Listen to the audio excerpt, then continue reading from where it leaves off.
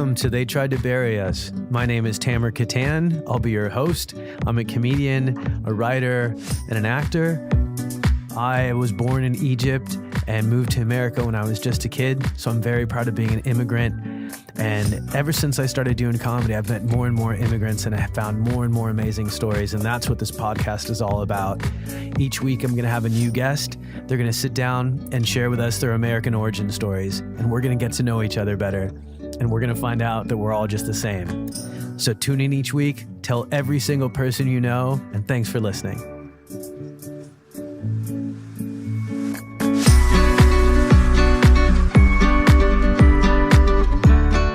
Welcome back to another episode of They Tried to Bury Us. I'm Tamer Kattan, and unfortunately on this episode, my mom is not with me. I was touring with comedy in London. I had an amazing time out there, so thank you to all my comedy family in London. And Mom, we miss you, and we will have you on the very next episode. Thanks for always being a trooper. The crazy rains in California have made it hard for that little Egyptian woman to make it across the 405, but we'll get in here next week. But I am very excited to be interviewing someone that I've wanted to interview for quite some time. I've heard little pieces of your story. You are not only a friend and a great comedian, but you're also our sound engineer. Yeah. So ladies and gentlemen, welcome Paul Antonio Verdugo to the podcast. What up, what up? Thank you, Tamer. Thank you for having me on the podcast. Dude, man. I'm really stoked to finally have you on.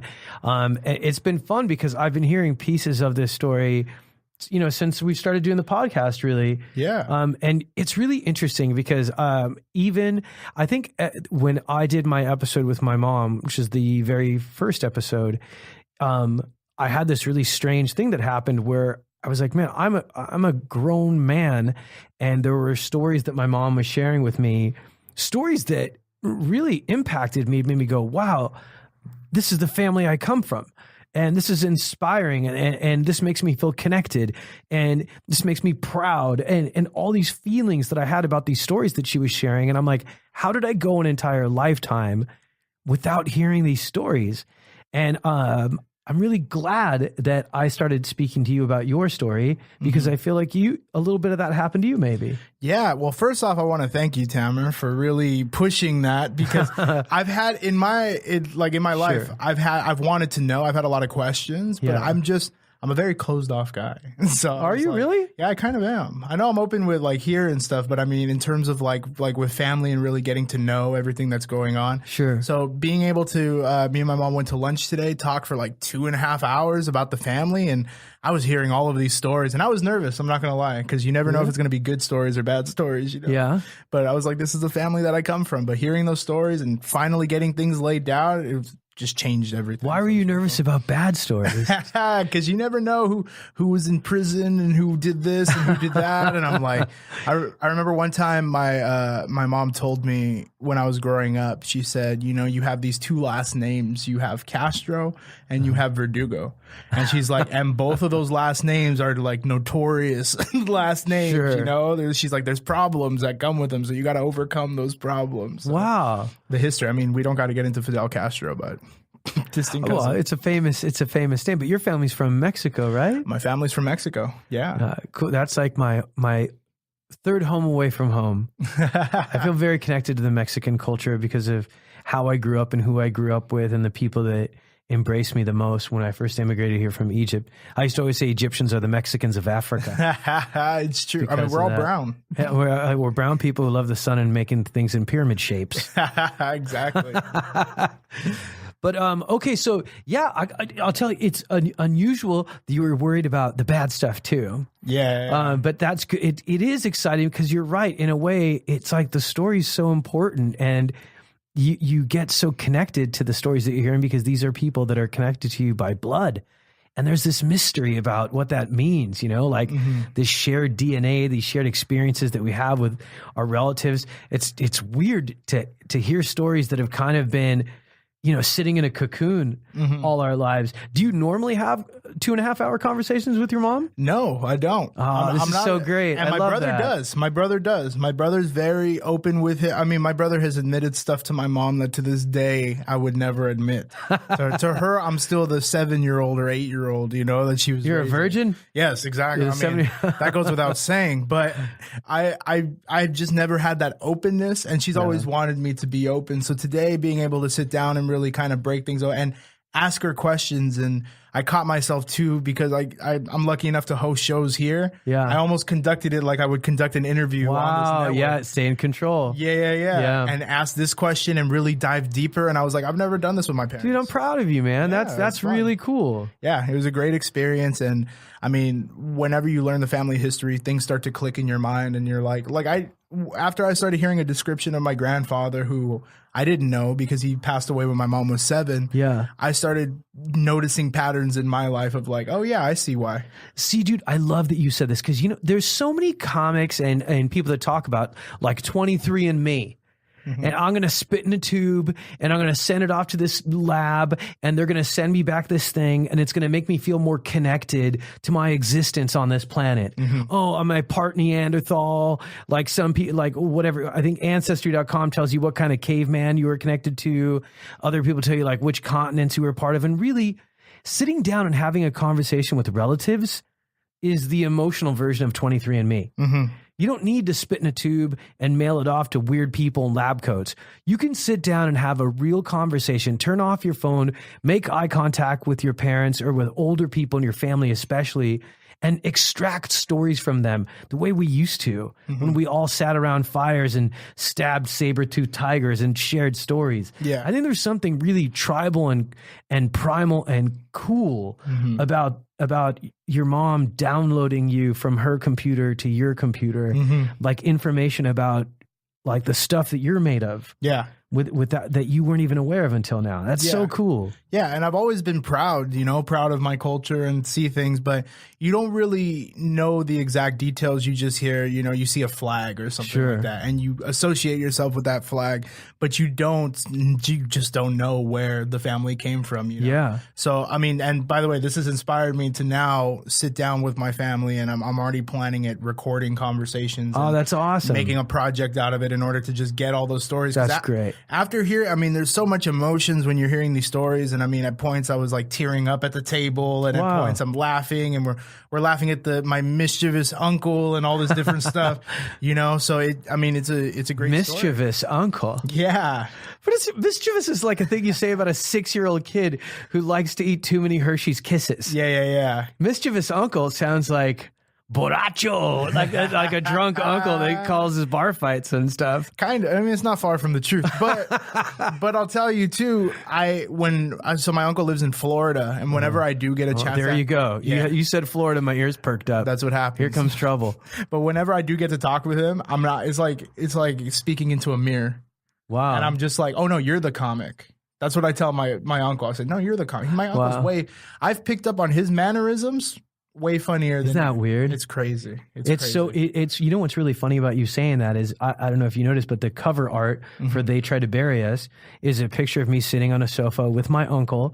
I was in Egypt during the revolution, and I had a friend who's a photographer named Ken who snapped that picture, and when I looked at the picture, I'm like, wait, it looked like we were intentionally trying to create symmetry. Like we were sitting in the exact same posture. We were holding our hands clasped in the exact same way. And we had an identical expression on our faces. And my uncle's not someone I grew up with. He was in Egypt my whole life. So to sit down and it almost like, what's that old wives' tale about women's periods syncing up? Yeah. I think there's a male version too, where our computers sunk up, like when your iPhones have airplane mode, right? Or airplane mode. And all of a sudden we sat exactly alike without consciously being aware of it. It was really trippy, man. Yeah. So let's get into your story. Let's do it. So tell me what happened. You sat down with your mom today. And it was, let me see if I get this right. Let me summarize this. Your great-grandparents actually immigrated to America first. Your grandparents stayed in Mexico. they had your mom in Mexico, Mm-hmm. and then your grandfather, your mom's dad, Mm-hmm. passed away, Mm-hmm. and then they came to America. Yeah. So tell me about your mom and your grandparents and what life was like in Mexico and what motivated them to come to the States. So I'm going to start actually with my great grandparents. Okay, cool. For this reason. So, and this is funny. You talk about, like, we talk about politics all the time, and you hear back in the 40s with World War II happening, there was this thing called the Bracero program. And what it was a United States legislative move to essentially import workers from Mexico and Guam. Of course. To the U.S. in order to, work as basically anything that was manual labor. Yeah. So a lot of the time, actually, where my great grandparents ended up working was for some railroad company. But they came over in order to, at that point, their daughters were already married. And especially Mexican culture back then, when your daughters are married, they're essentially free from the coop. Wow. That's how you know when they have their own lives, they're having their own kids. From one house to another house, but never alone. So my great-grandparents actually wanted to change the scenery. So they took advantage of this program and moved to the United States in order, not even necessarily for a better life, but just for a change of scenery when they came over. Wow. Yeah. Interesting. So the fact that they came over legally through this program and they were able to find a sponsor who back then all you needed was a sponsor that was already working in the United States. They were able to obtain their green cards and get their permanent residency. So, and this wasn't, just for clarity, this program was not immigrants rushing into America. Mm-hmm. It was America asking immigrants to please come in and help work. Yeah, because World War II, I mean, all hands on deck. That's when you see women in factories and stuff. So now you're starting to see immigrants moving up north in order to essentially help the cause. Yeah, there's a lot of that happened. I'm in England. I just got back from London, and there's a bridge over the River Thames called the Ladies' Bridge. Mm-hmm. And I thought it was because it was dainty or something, but it wasn't. It's because it was the bridge made exclusively by female workers during World War II. Mm-hmm. And so it was happening across the whole world because it was a world war. Yeah. So, wow, that's so cool that your parents or great-grandparents were part of such a historical platform. Yeah. So they came for the change of scenery. Now, back in Mexico, my grandfather and my grandmother, which there was a significant age gap in between, I guess, back then. Yeah. I know. Now the R. Kelly thing's out, but not that big of an age difference. Holy shit. So at this point, there was I think an 18-year age gap or something between them. So they have their kids, they're married. My grandfather initially worked, he ran a trucking company in Mexico, right?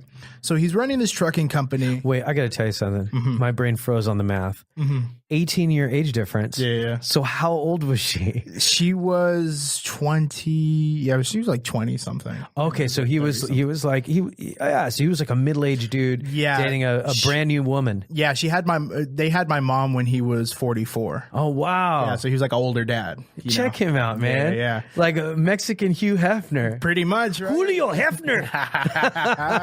Essentially. So he's working for this trucking company. Now, at this time, my mom is 2 or 3 years old. Uh-huh. His employee gets caught up in this embezzlement scandal, right? Wow. He's basically taking money from the clients of this trucking company and just essentially robbing them. So my grandfather gets blamed since that's his employee. Yeah. So these companies go after my grandfather. So my grandfather actually gets thrown in jail. Wow. So now my grandfather's in jail and now he's serving some time. For a BS thing. Yeah. For a BS. Somebody else's crime, essentially. Yeah, and I guess the most horrendous part is he wasn't getting any money from this. You know why that happens sometimes in developing nations is because if they blame the owner, that's the person most likely that they can bribe money. Mm-hmm. You're not going to bribe the average guy that steals from your trucking company, but if you get the CEO in prison, you can get money out of him. Yeah, absolutely. Wow. So they set their targets high. They got him. He goes in for... I don't even, my mom didn't even know the time. She said, I think around a year he goes away for, right? Wow. So he comes back and obviously the family at this point, they didn't have his money. So now they're just struggling to get by, so borderline homeless at this point. Yeah. Cause I imagine your grandmother marrying him so young probably wasn't going to school or anything like that. She was a housewife. Yeah. 6th grade education. So, wow. Yeah. So she was a professional housewife. And they take this guy. So they live, essentially probably living the high life in a way, business owner at the very probably middle class. Middle class. And then he goes to prison, and they wham, there goes. Not only are they imprisoning a man, they've halted your grandmother's ability to make money. Yeah, absolutely. So she loses that ability, comes back. My grandfather comes back. He doesn't have the company anymore because that was all taken. You know, so now he's like, well, what do I do? So he links up with this guy who's actually his brother-in-law named Felipe Hernandez. Now, Felipe is what they call a diputado, which is part of the Mexican, I want to get this right, the Chamber of Deputies, which is essentially Congress. So he's essentially a congressman. That's his brother-in-law. Now he gets paid because my grandfather was very smart, a very smart guy. My mom told me that she remembers sitting and watching him on his typewriter, which, by the way, we still own. Oh, I love that. Right his on. typewriter, and he would go with one finger on each hand and just go and just be typing super fast. And she said she didn't even know what he was typing, but he was just a very smart guy. So he starts writing speeches and stuff. All of a sudden now he gets wrapped up in this political world. So he was a very ambitious guy. That's what my mom said, ambitious and charismatic. And of course that leads to political office. Wow. Yeah. So he's like, I had a business.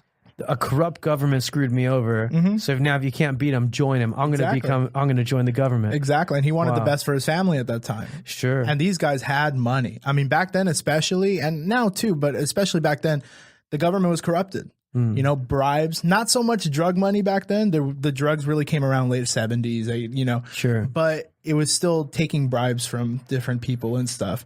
So you go to someone like Felipe's house, who was a congressman, which, by the way, 500 seats in Congress. Wow. So he's a congressman. That's huge. Yeah.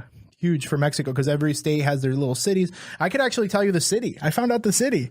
Wow. So it was right outside of Guadalajara, Jalisco, which is one of the biggest cities, but it was called... I love your sodas, Jalisco. Especially the tamarindo. Tamarindo. But it was called Tamazula. So that's a city that my grandfather would end up running to represent in Wow, Congress. that's so cool. Yeah. So he goes, he sees this life. He runs, he begins his campaign.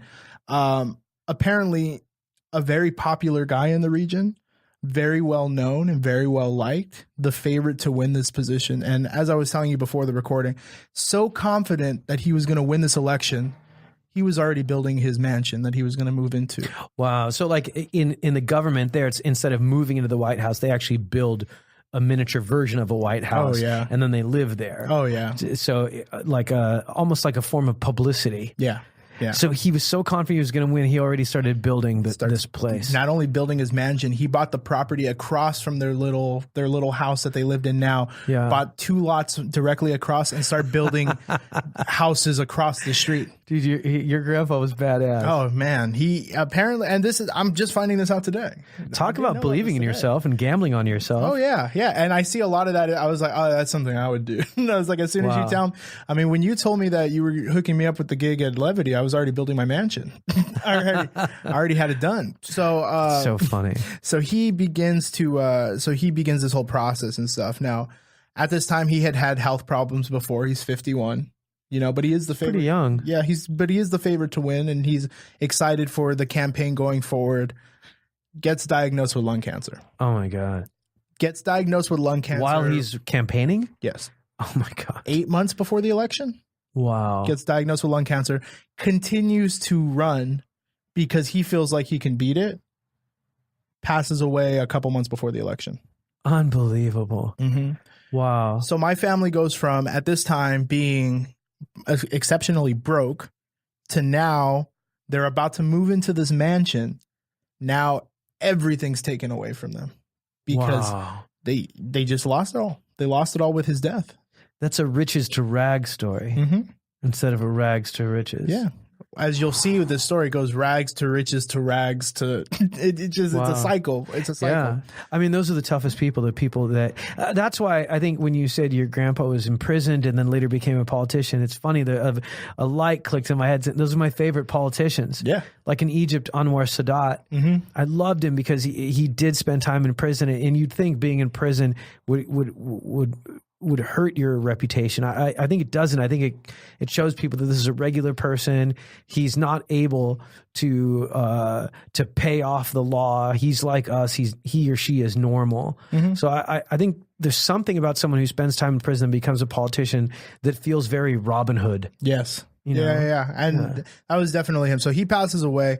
He sets up an inheritance. And of course, Nelson Mandela is the most famous of those. Yeah. Now, if that was my grandfather, we wouldn't be in K-Town right now. So he sets up an inheritance through my great grandma, who I'm learning at this point, amazing with money. Like, she is a businesswoman. She's in her own mind. Like, I know I shared this story before. We don't got to get back into, but she bought property in order to, that's basically how she made the move to the United States, was she bought property, watched it escalate in value, built on this property, used that money to move to the United States. So he's like, now he's been campaigning. He realizes he's not going to live long enough to win, and then decides to take the money that he has left and will it away, especially the properties, which he did already own, the properties that the mansion was being built on, and he owned the properties that the other houses were being built on, where they were going to live. So he sets up an inheritance where my grandmother gets money right away, and then my mom and her 2 siblings get money when they turn 18. Now, at this time, my mom's 7, and my uncle is 3 or 4 years old. So he's very young. So there's money coming in the future, but it's not right away. So my great grandma tells she comes down from the United States to Mexico to help him, with the funeral and everything. Oh, that's right, because your great grandparents were still here. So my great grandparents come and they tell my grandma, we want you to move to the United States in order to, pursue a better life now that there's nothing in Mexico for her. Yeah. So they go through this process. She ends up moving to the United States on visas in order to just live. But now she needs to obtain her permanent residency. And this is another hitch in the plan, because in the United States at that time, in order to obtain your permanent residency, you can't do it through the country that you're residing in. You have to do it through the consulate of the country that you're coming from. Yeah. So they have to do it through the Mexican consulate. Now, so you have to go back to they had to go back to Mexico. Yeah. So they had to go back to TJ, of all places, live on a family farm stuck in this room of, there's 4 in a room. They have to live here in order to wait for their papers to go through and everything. But the process, and this is what's insane nowadays, especially hearing some of the stories on your podcast, the process for them to obtain their permanent residency was about a month. Yeah, so much easier than it is now. Yeah. Because back then, well, especially during that time, there was just not a lot of loopholes. It wasn't this weird idea that Mexicans are leeching off of the United States. Back then, it would seem like, oh no, we do need more workers. We do need more people to help out. Of course. We need to populate the area. Yeah. That's what I think is really funny. The majority of the people that are, let's say, and I'm saying this quantitatively and statistically, there is no bias in the language that I'm using, but to show you how short-sighted some of these people are that are voting against themselves. The majority of people I've met who are anti-immigrant and anti-immigration are much older people. And those older people are reaching an age where they're going to need to be taken care of. And the vast majority of people who are working in the geriatrics category are people who come from communities who are much stronger familial communities. Filipinos, Mexicans, other kinds of immigrants, and those old people who are going to need those people to help them are voting against those people staying in our country. That's insane.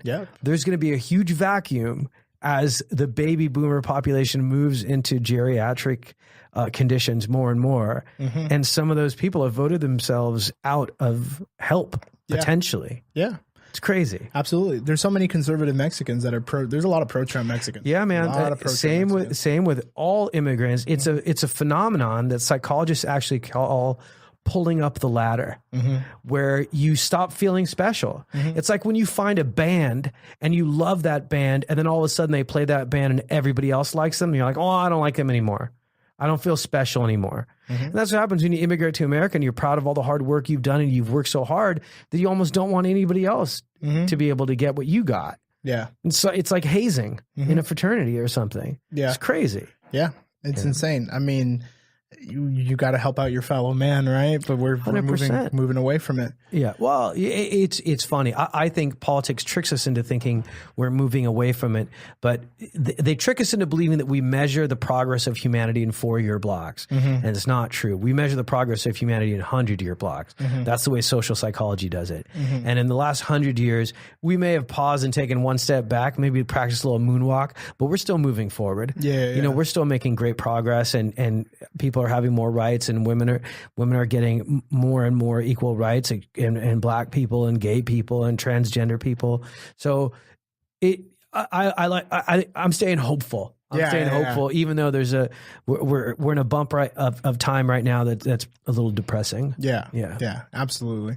So at this time, my great grandparents are moving away from this Brasileiro program because it was disbanded in the early 50s. So now they're moving away.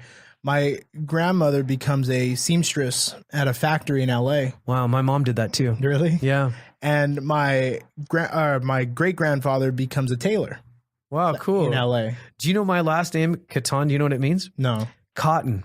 My entire family comes from Garmentos. Really? So we are like part of our family. Like the thing we're proud of is like being part of Egyptian cotton. So when you talk about a factory and tailor, I not only know those work environments, I can smell them. Yeah, and especially in LA in the 50s and 60s where they didn't pay you per hour.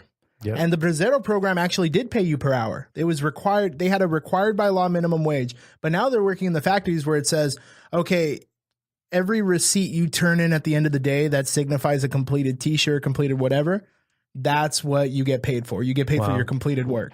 Wow. So my great grandmother actually worked for this company that did high-end evening gowns called Elliot's Evening Gowns. I even found out the name of the company.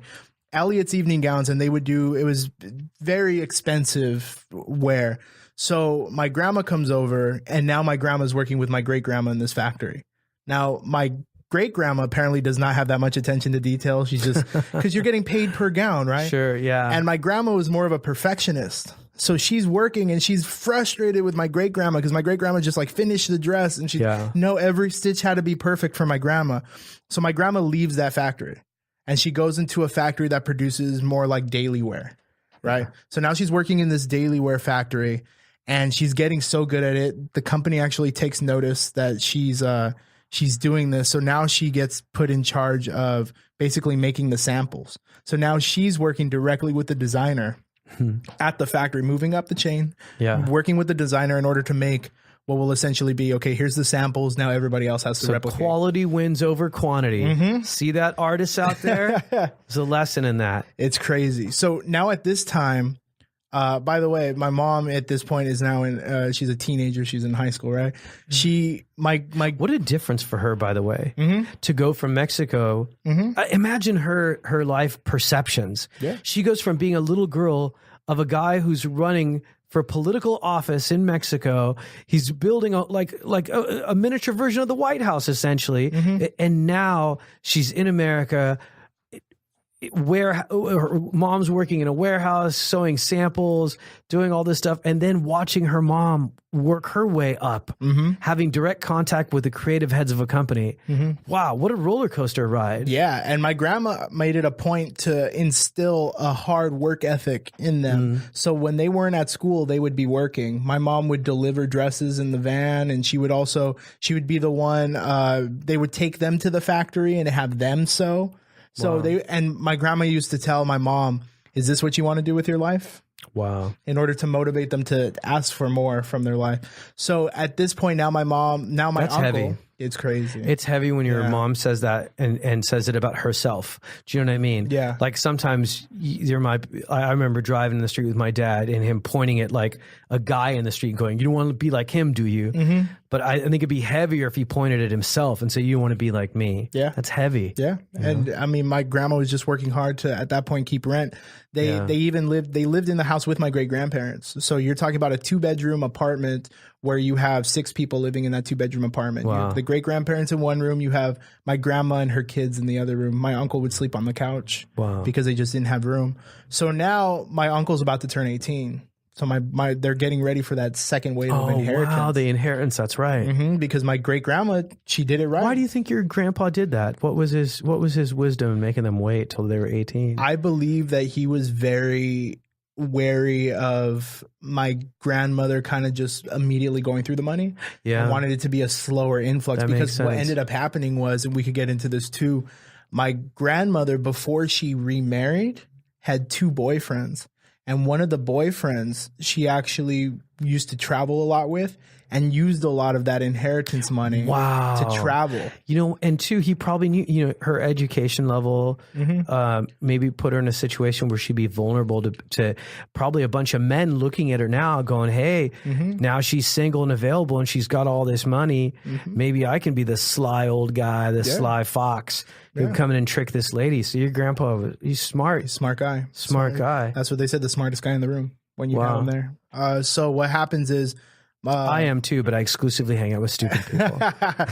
for those listening at home, it is just me and Tamer in this room right now. Not this room. Just joking. So my grandmother actually went through, like you said, a very vulnerable state where her first boyfriend went through her money. Wow. Tried to abuse my aunt. Oh my God. Was making passes at my aunt, trying to get her. And how old were they when he was doing this? They must have been like little girls. 15, 16. Oh, that fucking creep. Yeah, trying to get there. My mom and her siblings hated this guy because they knew, well, he was trying to abuse my aunt. Yeah. And he didn't want anything to do with the kids. And your grandma's just a lonely person, you know, probably missing your grandpa, looking for a little bit of company. Yeah.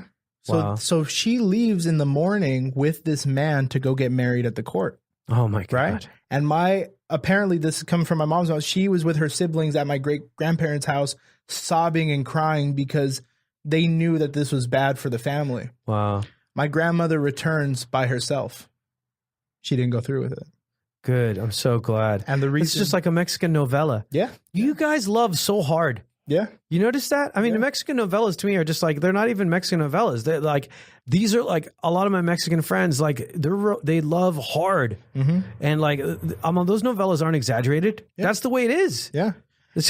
And this is why she came back by herself. She said that when they got to the courthouse ready to sign the documents, he tried to convince her to move the kids out because he didn't want the kids to be in the house. And she made the decision there at the courthouse. She was literally about to marry this man. Wow. And walked away and chose her kids over him. He showed his true colors. That's a line cross. Yep. Good for her. Yep. For having the wherewithal and strength to be like, no way. I'm out. So this is before they get that second wave of inheritance. Now, she also had another boyfriend after this that eventually tried to make passes at my mom. Wow. So she had 2 boyfriends that tried to abuse her kids and eventually obviously didn't Dude, work. your grandma sucks at picking dudes. Yes. At least post your your grandpa. Oh my God. We need to invent like a Tinder for older people. Right? Yeah. Right. And at this time she's in her 40s maybe? Oh, okay. Yeah, so she's not that much older. 30s, 40s, something like that. It's tough though. It's easy to judge, right? It's easy to judge and be like, oh, she's picking these horrible guys. But then again, it's like those guys are looking for people like her. Yeah, and she's vulnerable. She's vulnerable. She just didn't know. She's working her out, probably completely overwhelmed, and then so these vultures find her. They probably, it was more them finding her than her looking for them. Yeah, absolutely. They found her. So what ends up happening is now they get the inheritance. Now that those 2 guys are out of the way, they get the inheritance. My grandma uses that money that they got in the inheritance, which is funny because my uncle still bugs her about it today. He's like, where's my inheritance? Oh, wow. Uses that money, buys a house in Montebello, buys a dress factory in LA. Right on, Mom. Now she's the boss. My grandma's the boss. Messages her old boss, right? Back then. Yeah. Gets in contact with her old boss and basically says, hey, now I have this company. I have 10 to 15 employees at this company. We make clothes, blah, blah, blah. That company then makes her a partner and sends her fabric. So now they get fabric to make dresses and they distribute the clothing that she's making in that factory. So she found she turned her old boss into her first client. Wow. Yeah. That's so smart. Yeah. So now she's making money owning this. Now what's funny is, and this is the best, in my eyes, the best part of the story is my uncle had a friend that was the neighbor living in Montebello, had this friend, right? The neighbors worked at a factory that made, what they did was they packaged coffee and flour. Like that's what they, and other materials too, but they would just package the stuff and then. For people listening with the gluten allergies, we're sorry for mentioning the word flour. I know. Don't get triggered. Don't turn this off.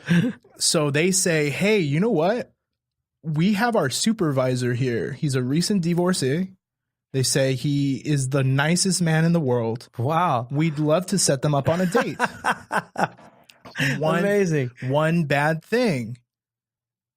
He only speaks English. My grandma only speaks Spanish. They end up, for however, they get my grandpa sends them the numbers, or that man sends the numbers, the number to her. They call each other. Phone numbers. Yeah. Okay. Call, set something up. He comes over for their first date, right? It is this man. It is my grandmother. In the middle of them are my mom and her sister. Oh my God. And my mom and her sister are translating the conversation between each other. You had human Google Translate in the middle of this. Hilarious. So now you got to have mad game. Yeah. To use a woman's daughter to translate what you're saying. Yeah. And turn her on. And when they left, when my grandmother and this man left in his car, my mom said that her and her siblings were laughing and said, there's no way this works out. How are they going to talk to each other? So funny. Less than a year later, they were married. Wow. Yeah. And that became my step grandfather. Although I don't like using the term step grandfather because he was my grandfather. Sure. An Italian man by the name of Charles. Chuck?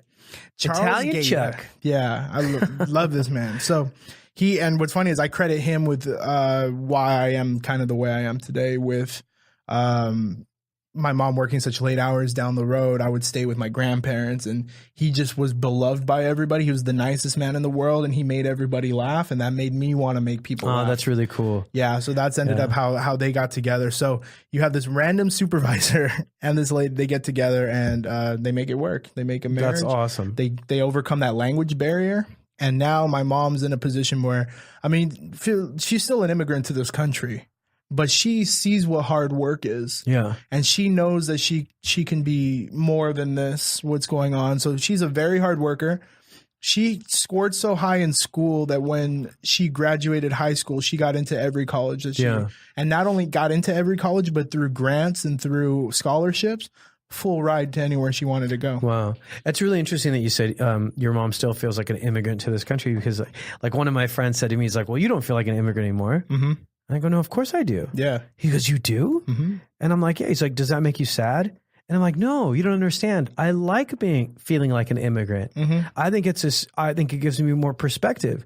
I think I love America more. Yeah. Because I don't want to forget my past. Telling me like, do you look forward to not feeling like an immigrant? It's like telling someone who can walk, do you look forward to not walking anymore? Mm-hmm. Like, no. Yeah. I want to keep walking. I know I can sit and just do nothing, but no, I prefer to walk. I prefer to feel like an immigrant. It makes me appreciate what I have more, and it makes me sure that I'll never forget where I came from. Yeah. So it's a good thing sometimes to keep feeling like an immigrant. Yeah. And what she said was that the family, like I said, for my grandfather, his ambition, right? He just had an ability that anything he would do greater than. You know what's so interesting? Yeah, go for it. I bet that infected your grandmother. Yeah. Because here's this woman with a 6th grade education watching a man that she knows better than anybody else in the world saying, I'm going to go for it. Mm-hmm. I have the audacity to go from being in jail to running for a political office. Mm-hmm. That audacity gave her the audacity to say, I'm going to go from working at a fat clothing factory to owning one and turning my boss into my first client. Yeah. That's pretty badass. Yeah. So there's also this thing in my family where, so my mom, confidence is an airborne virus. Yes. Boom. I just wrote that. Write that on your oven napkin towels. What do they call those? Oven towels? Yeah. Yeah. Write that on there. My little nephew pulls them off anytime you put them up. He won't let them stay up. He's against them. That's great. What a rat. Like, it's so cool that your family has such what do they call it? Like they're gamblers. Yeah. You know, they go for it. Yeah. I like that. Well, so here's this story too. My mom wanted to be a teacher That's what she wanted to do. So she goes to college to be a teacher. Now, my uncle was a little bit of a, like I said, my mischievous uncle, a little bit of a knucklehead, right? He got involved with the wrong crowd to an extent. He was never really the guy who would go out and like just do it. Like he bad in school, kind of that kind of character. So he goes, he joins the Navy. He gets out of the Navy. He goes to Florida, where he's in a bad area of Florida. He gets in with drugs. Bad area of Florida called Florida. Exactly. So Sorry, Florida. starts doing drugs, starts going there. Decides he wants to turn his life around eventually. And I mean, What do you think was his demon? Was it that he lost his dad so young? it could have been that. It could have also been just the company that he surrounded himself by. His friends used to get in fights a lot. So he actually got, and I can't go into detail on this. Sure. He got kicked out of the military. Well, he almost got kicked out of the military for an incident that happened where he was the quote unquote like accomplice to something. Oh, wow. And if it wasn't for us, luckily my grandfather who married into the family, his brother was a naval officer. It wasn't for his brother intervening, my uncle would have got kicked out of the military. Oh, wow. For this incident. Pretty heavy. So he must have done something pretty bad. And it literally wasn't him that did anything. He was just there. It's just like your grandfather. Yeah. He was just there. Wrong place at the wrong time. Yeah. So he had that.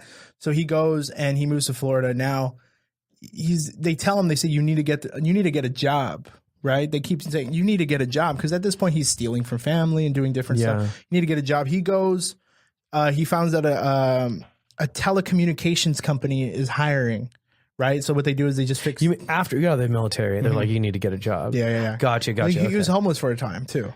Oh, wow. Because he was just addicted to drugs. And what's crazy too, I didn't say this, he was actually shot during this is how crazy it is. He goes to go pick up drugs he's driving his car. He goes to pick up drugs at a warehouse in South Central. So before he goes to Florida, he's at this place. A guy walks up to him with a gun, points it at him, trying to rob him. My uncle turns around. The guy shoots my uncle in the back. Wow. Shoots him in the back. He falls face down on the ground. The guy walks over to my uncle, puts the gun against his head, pulls the trigger. The gun jams. Oh, my God. So the police actually said that they found the gun at the scene, and they said they found where the bullet had jammed. Wow. So they told my uncle, they said, you're the luckiest man ever, because literally he had a gun to his head. Did that sober him up? I think that might have contributed to it too. Wow. That's what made him want to change his life. It's so funny too. Like I feel like a lot of times people, when they hear about someone getting in trouble and getting addicted to drugs, they just go, oh, what a dummy. You know, what a dummy, what a waste of life. And it's like, you know, it's not that easy. It's not that easy when you're a kid who grows up without your dad. And I can relate to that in the sense that my dad was really absent, you know, and like, I used to always joke, I'm not addicted to drugs. I'm addicted to not feeling sad. That's what I'm addicted to. I don't like feeling sad. And I think a lot of guys can relate to that because we always say things like boys don't cry. Not men don't cry, boys don't cry. So if boys aren't supposed to cry, what am I supposed to do when I feel sad? There's no one I can talk to. There's nothing I can talk about. And I know what makes me feel better immediately, and that was drugs. So I understand your grandfather. I understand what uncle. Sorry. So my uncle goes through this. He has this experience now. He finds that this telecommunications company's hiring. They laugh at him. They say, what do you know about telecommunications? Well, he's like, well, they told me that I can read these books at the library, and they'll tell him the libraries. You guys remember libraries? So he tells him, read this book at the library. My uncle waits until the day before his test and finally goes and gets the books at the library. My mom and my aunt are laughing at it. They're like, what? You just did this. And he's applying to be an installer. He does so well on the test, they hire him as a troubleshooter. Wow. So when anything's wrong with the telephone lines, he's the one they send to figure out what's going on. Wow. So he just lands this like amazing job. That's great. And it falls in line with, even though they set out to do something, for some reason, my family always achieves higher than what they set out to do. Yeah. So as my grandfather just set out, you know, he goes from jail to about to go to political office in a mansion, where my grandmother comes as a worker and ends up as an owner of a factory, where my uncle does it. And then eventually to my mom, who just wanted to be a teacher for LA Unified, ends up becoming a principal for 20 something years. Do you years. notice the connective tissue between all these stories? Yeah. It's the audacity. It's your grandfather's DNA. Yeah. him having the balls to aim high, all the way down to your uncle who shouldn't have been aiming high, but he did. He had the audacity, really. That's going to be the word of the friggin' episode. Yeah. Right? Like, I love that. I love, it's that old adage, if you reach for the star, or if you reach for the moon, you might miss, but you'll get a star or something like that. Whatever that stupid saying is. Yeah. But there is something to be said for people that aim really, really high. Why not? And keep in mind, I didn't know any of these stories. I knew my mom wanted to be a teacher. You didn't know any of this. I didn't know about my uncle. I knew somewhat about my grandfather. I didn't know he was in prison. How does it make you feel? Well, this is what gets crazy too. So my mom becomes a principal, and now to this day, and I can't say her title. She requested me to not say it, but she's a higher up in LA Unified. So she was originally wanted to be a teacher and then went above. And now she's about to retire. That's there's a pattern, kid. So then this is what kind of ties back. I've always wondered why, instead of after getting my degree in college, why I didn't go for that office job and why I decided to take a risk and really try to open something. And now that I hear these stories, I'm like, oh no, I'm supposed to do this. I'm supposed to be here, here with you or producing different shows. And I had this conversation with my mom who said, I wanted nothing for you and your brother than to have stable jobs. She wanted the lawyer and the doctor. Sure. She said, I wanted you to have a path where you can just be comfortable and not worry about anything. Yeah. I do this. I'm a comic and a podcast producer. My brother's a musician. So we literally took the least stable path that we can. That's true. But then you look at my family history, it's like, oh, a lot of you took the least stable path. Well, that's what happens. That's what I think a lot of parents forget, is that stability creates courage. Yeah.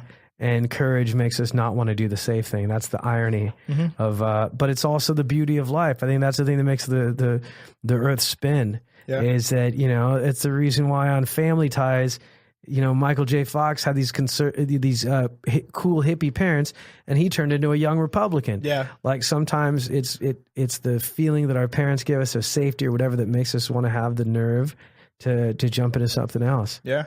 And that's cool, man. And I told my mom, I asked her this, which I never ask her questions like this, but I said, do you believe that these things are hereditary? Do you believe it's a great question. And she said, at first she was going to say no. Her instinct was, and then she goes, actually, and then that's when she told me the story about my uncle. It's a very defined pattern. Yeah. It's in the family. And I feel this connection to my grandfather, who I obviously never knew, passed away when my mom was 7. Yeah. But I look at what he kind of did and the path that he took, and even though the trajectory is a little different, I feel a deep connection with him into kind of who I am after college. That's cool. So does it make you happy? It makes me happy. It makes me reassured that, for the past, I've been wanting an office job for the past 2 years of doing this, where I'm like, let me just take the easy route. Let me just take the easy route. And shout out to Nick from Comedy Pop-Up, who kept telling me, he said, the office job will be ready for you whenever you want it. Yep. That's great advice. He's like, why not try and do something that you love and make it work? Yeah, he's right. Yeah. And I really do feel like I'm starting to get momentum towards making right on. Yeah, I think you're right. I think you are. So does this feel like, if you were running a marathon, does hearing this information about your family feel like a giant cup of water? It's a second wind. It's a second wind. It's a second wind. That's so cool. Yeah. That's really cool. Because I know that my family has gone through these cycles of poor, rich, poor, rich, poor, rich. And now my mom and my dad have built me a beautiful life. They really did. I really tell everybody, I say I'm the luckiest person ever, just because I was able to have the opportunity to come out and really chase after what I wanted to chase after. Well, Scarlett Johansson's boyfriend is the luckiest guy in the world. I think you're pretty close. Yeah. Doesn't he work? I think he's on SNL. Anyways, yeah. So double lucky. It makes me feel better connected, and I already have scheduled tomorrow. I'm going to have a sit down with my grandmother. And that's so cool. Take her to lunch, but it's harder because she's 88. Yeah. And it is a little hard to communicate just because there is still a language barrier. She was married to, and this is why I was a fat kid too, because she was married to an Italian guy, right? My grandfather was an Italian guy, which is why I say I'm Italian by association. Oh my God. So you have Mexican grandma, Italian grandpa. That is a carbohydrate love affair. Oh my If goodness. I ever heard one. Multiple plates of food after school. Oh yeah. You were a burpy, farty, chubby kid. She's like, okay, now here's your steak. Now here's your pasta. Now here's the soup before. It was everything. But she learned to cook Italian food for him. I'm sure. So she cooked Mexican food, Italian food. She started cooking Chinese food. Wow. Because she was like, you know what, we go to the restaurant. She's like, I'll just learn to cook Chinese food. So hilarious. my next project that I'm working on that I talked to my mom about today, I said, you know what I would love? My grandmother's 88 years old. Women in my family live a long time, but you know, you never know the years that somebody has left. We're starting to put the plan into motion to record her while she cooks and to get all the recipes down. Oh, that's really great. To really document everything, because she really does cook better than the restaurants, you know? Yeah. I mean, everything she's done, she's never done anything half-assed. Yeah. So it's like the fact that she was a seamstress. Now she went back to that traditional family role of now she raised me and my brother. And essentially, because my mom worked until both my parents worked very late hours. So after school, I would go to my grandparents' house and they would essentially be with us. And then I'd go home and essentially sleep. When I would go home, I would just sleep. So the people I was with the most when I was a kid, most likely were my grandparents, you know? And I learned everything from her and my grandfather, who, you know, rest in peace to my grandfather, was the reason why I do this stuff. He was so inspirational to me. And it's this weird mix of his charisma with what I feel from my family and whatever was passed down. Yeah. You know, it's just this big hodgepodge, and I'm trying to be the sum of everything. Yeah. Make it happen, you know? Well, you're you, man. You're a collection of all those things. It's so cool, man. That makes me so happy to hear that you had this conversation with your mom, and that you're continuing to have conversations that you're going to capture, you know, to have your version of like almost digital hieroglyphics. Yeah. You know, where you're catching all the things that your grandma might want to carve on the wall, you know, before her time. Yeah. You know, that's really great that you're capturing that stuff, because it is important. And in my house exists, on the stairs, if you walk up, there's a picture of my grandfather who I never met. And there's an inscription where he wrote a note to my grandmother on this picture. I didn't know this, but behind that picture, in the picture frame, is the newspaper article when he passed away. No way. So I was like, can I check this out now? Yeah, of course. I didn't even know that exists. So now I literally have this piece of history, which, by the way, it's weird. The newspaper bounces around. The way that my grandmother actually did force herself to learn English, she forced herself to read the LA Times. That's great. That's how she learned English. That's great. Yeah, that's how and her English isn't the best to this day, but I mean, she passed the citizenship test. She did everything. She's amazing. That's great, man. Yeah. Well, you come from good people, dude. Yeah. From strong people. They were in jail for a time, but it wasn't their fault. You know? Well, you know, only one, right? One or well, this is the thing. We'll get to my father's side another time, but I need to sit down with, I want to sit down with my grandparents on my father's side and talk to them. Like I said, I'm kind of a closed off individual. My mom says that I just take after my father because he's very closed off individual. Maybe you're not closed off. Maybe it takes you longer to open up your petals, you know? Yeah. And I don't think there's anything wrong with that. I just think what excites me is to hear you say that you're opening up. And the reason I'm not putting words in your mouth or telling you what you can and can't say. If you want to call yourself, you can call yourself closed off. I just mean that, like, it feels like you're going through a transition and you're evolving as a human being. So maybe I'm closed off as a statement. It might change. Maybe that label isn't accurate anymore. Yeah, maybe. Yeah. I mean, I haven't had a 2-hour-long conversation with my mom in forever, you know, because to me, and this isn't to I bet you she enjoyed the shit out of it. Oh, yeah, for sure. And we got dessert and everything. Right on. To me, it has never been like I don't want that. It has always been, my head is constantly down running full speed at whatever it is that I want to do. I never look back, and I'm barely starting to look around. Yeah. But now I'm getting this opportunity to look back and be more open and talk about things. And, you know, I'm also the type of guy who I don't like getting things from people. I don't like receiving anything, help, assistance, whatever. If I'm going through a rough patch, I'm the type of person that tries to deal with it himself. Yeah. Just because I never want to be a burden on other people. And I kind of got that inadvertently from my grandfather, the one that was around, because he had that same mentality. Yeah. He never wanted sympathy. He never wanted attention like that, even though he was a fun-loving guy. My grandfather beat stomach cancer when they gave him a 5% chance to live. Beat stomach cancer, overcame it, and ended up. And that's a mental exercise, to go through something like that, to have the mental strength. When a doctor tells you have a 95% chance of not surviving and you survive, that's mental strength as well as physical. You know? And my mom said it, she was like, it was because he wanted to watch you grow up. Wow. That's really sweet. It was crazy. How'd you feel when she said that?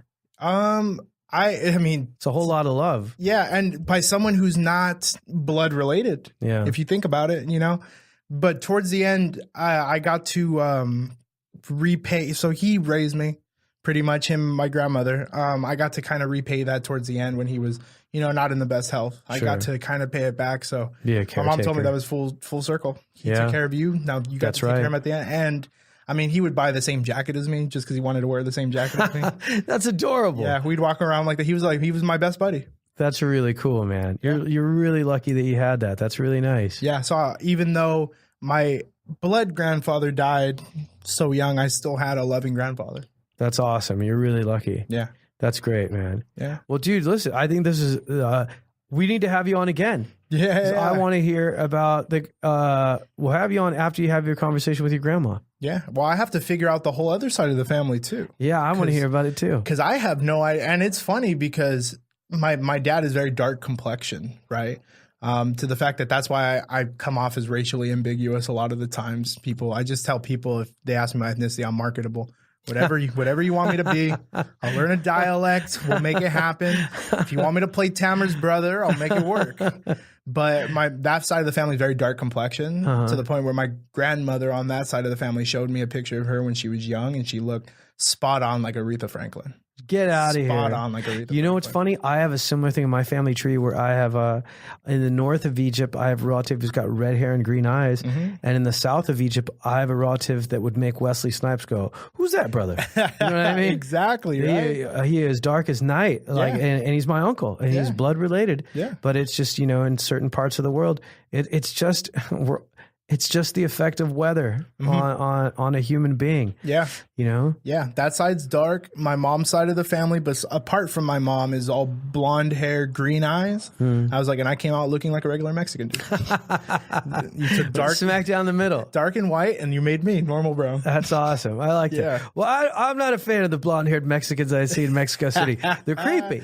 They're creepy. They're like snow Mexicans. Yeah. Like, where'd you come from with all these fair features in Mexico? Get out of here. Yeah. I think they said French blood and Spanish blood and all that kind of stuff. So I like to lean towards the French, although, Spain's history in Mexico, although the French were just as bad. But, it's a little worse from Spain. Power corrupts, man. Power, too much power corrupts. Yeah. So we'll see if I take political office someday. It's not going to happen with my podcast that I have out. That's never going to happen. Hey, you never know. We've got a president who says some pretty gnarly words on TV. And gnarly things, So I think by the time you're ready to run for president, it'll be pretty lax. You might have a chance. I might get in, hopefully. We'll see. Well, dude, thanks so much for being on. And let's have you on again. I want to hear part 2 of the Paul Antonio Verdugo story. Yeah. Now, is there anything you want to promote or plug? Please listen to my my podcast, Spaced Out. I need a lot of help with that, so check out Spaced Out. I also from time to time host the Comedy Pop-Up podcast, which is the network that we're. It's great. You've interviewed me on there. It's a great podcast. Yeah, super fun. We get deep. We don't talk about the surface level stuff. Although I did just have Jimmy Schubert on, and he right on, kind of leans a little bit more to the right. Sure. So we had that discussion, but it was still a great talk. So that's so funny. Yeah, I don't like the comics interviewing comics thing. So we talk. I mean, I think when we did it was me, you, and Orlando Leyba. I think we talked about God. Yeah, we went all. Yeah, exactly. Energy. Exactly, and trees. Yeah, so check that out. Also follow me on social media at the Paul Antonio on everything. If you want to see my upcoming shows, I'll be at the Haha on Saturday. I think I have other shows. I love the Haha Cafe, by the way. Shout out to Terry and Jack. Yeah, I'm trying to get in over there. So let's put in a good word. Oh, also my monthly show, last Wednesday of every month. I don't know you either in Pomona. Tamer did it. Tamer crushed. I loved it. Shout out to Johnny Gold, who said that Tamer Kattan had the best set that he's ever seen at that show. Oh wow, that's really nice. And he said that's the only LA comic that's ever been worth it. Oh, his that's words, really not nice. mine. Thanks, buddy. Yeah, I appreciate that. Thank you so much for having me, man. Absolutely, dude. Thanks for being on. Guys, thank you for listening to another episode of They Tried to Bury Us. I'd like to do something. I'd like to read a review that we had. That was such a nice review. And this person's name is Stebbs the Librarian. And she wrote, "This is such a beautiful podcast. Tamer and his mother, Kity, have a loving, playful chemistry and are so warm towards their guests." That's true. I think she's right when she says that. "The stories they and their guests share and the insights they each have are incredibly healing, even for those who weren't recent immigrants. I used to listen to Maeve in America." Hey, shout out to Maeve. We did a show together at Cambridge University. "I used to listen to Maeve in America, but it stopped updating in spring 2017. I follow the USCIS Instagram, but it's not quite the same as hearing someone's story. I love hearing immigration stories because nothing makes me prouder to be an American than seeing the incredible journeys that bring people to the U.S. So I am incredibly grateful for this podcast. Thank you, Kity and Tamer, for this podcast." And Paul, I'll add. And thank you for this amazing review. On iTunes, I can't go on and reply to your review, but oh my God, this is a bullseye. I absolutely agree with you. I think that's what these stories do for me too. It makes me feel more American and more proud of being American. And that's the way I want people to see this. You don't have to be an immigrant to be inspired by immigrant stories. I think that's the very essence of what America's about. So thanks so much for your review. And thank you guys for listening in each week. We've got some really great interviews coming up. Please continue to listen and share and subscribe. If you haven't, please give us a 5-star review. If you want to follow me for live stand-up comedy, you can follow me at tamerkattan.com or at Tamer Kat with a K-A-T on Instagram, or at Tamer Kattan on Twitter. Thanks a lot, guys. We'll see you next time.